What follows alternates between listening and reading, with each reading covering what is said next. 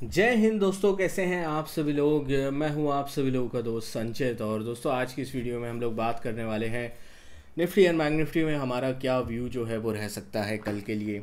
कल सेंसेक्स की एक्सपायरी है, उसका किस तरीके से इम्पैक्ट जो है वो हम लोगों को देखने को मिलेगा और क्या पूरी सिचुएशन जो है वो ग्लोबल मार्केट्स की बनती हुई दिखाई दे रही है। सारी चीज़ें इस वीडियो में डिस्कस करेंगे।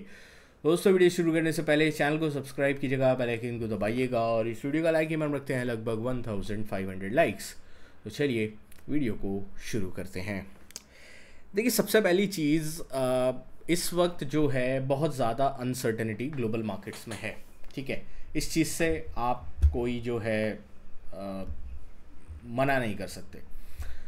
ग्लोबल मार्केट्स छोड़िए, हमारे बाज़ारों में कितनी अनसर्टेनिटी है। कल बाज़ार ऐसा लग रहा था 25,000 का ब्रेकडाउन करेगा, आज बाज़ार ऐसा लग रहा है कि 25,350 का ब्रेकआउट करेगा, जो कि एक एक कप एंड हैंडल पैटर्न का ब्रेकआउट हो जाएगा, डबल बॉटम पैटर्न का ब्रेकआउट हो जाएगा। तो देयर आर मल्टीपल चीज़ें जो कॉन्फ्लुएंस में एक साथ आ रही हैं। ठीक है, अभी अगर मैं ग्लोबल मार्केट्स की बात करता हूँ तो कल यूएस में शानदार रिकवरी थी लोअर लेवल से, इस वजह से एक अच्छा गैप अप हमें आज देखने को मिला। अभी भी फ्यूचर्स यूएस के जो है वो तेज़ हैं, बट डोनाल्ड ट्रंप की तरफ से कुछ सोयाबीन पे कुछ बयान वगैरह आया था, उसके बाद थोड़ा फ्यूचर्स नीचे आए हैं, बट उसके अलावा फ्यूचर्स स्टेबल हैं। यूरोप की अगर मैं बात करता हूँ, मिक्स्ड है। यूरोप अभी भी कोई क्लैरिटी यूरोप में नहीं है। एशिया में जापान को तो बस एक थोड़ा सा हिंट चाहिए स्टेबिलिटी का। जापान जो है लगभग 2-2.5% ऊपर है, 1200 पॉइंट।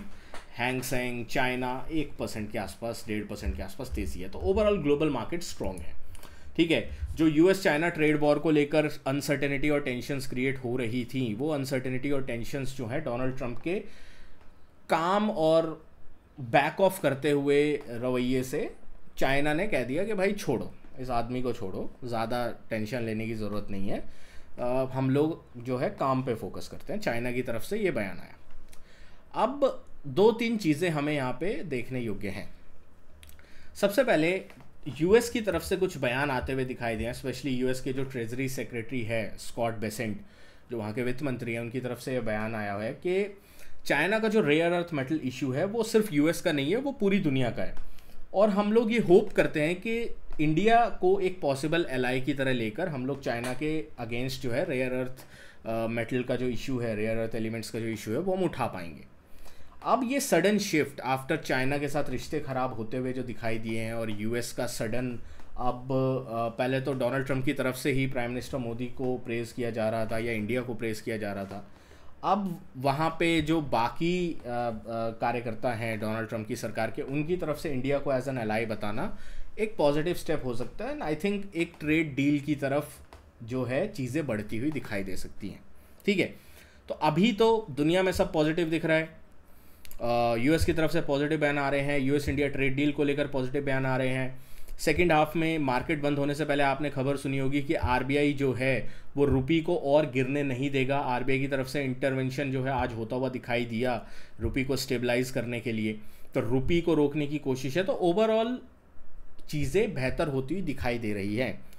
अब इन चीज़ों में 2 चीज़ें आपको ध्यान रखनी है। जो लोग भी पहले से मेरी वीडियो से जुड़े हुए हैं, मैंने उनको एक डेट बताई थी, वो डेट थी 15 अक्टूबर के बाद जो है सिचुएशन चेंज हो सकती है। जो बाय ऑन डिप्स वाला सिनेरियो बना हुआ था उसमें दिक्कत आ सकती है। क्यों दिक्कत आ सकती है? पहली चीज़,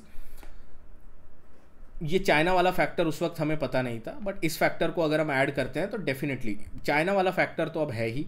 डोनाल्ड ट्रंप की तरफ से क्या बयान आता है, चाइना किस तरीके से रिस्पॉन्ड करता है, हम लोग बिल्कुल ब्लैंक हैं, मतलब ब्लाइंड फोल्डेड है इस चीज़ में। हमें नहीं पता कि ये किस तरीके से सिचुएशन डी एस्केलेट होती है, एस्केलेट होती है। दूसरी चीज़ आपको ध्यान रखनी है कि यूएस का जो इन्फ्लेशन डेटा है इस हफ्ते जो आने वाला था, वो इन्फ्लेशन डेटा अब नहीं आके 24 तारीख को आएगा।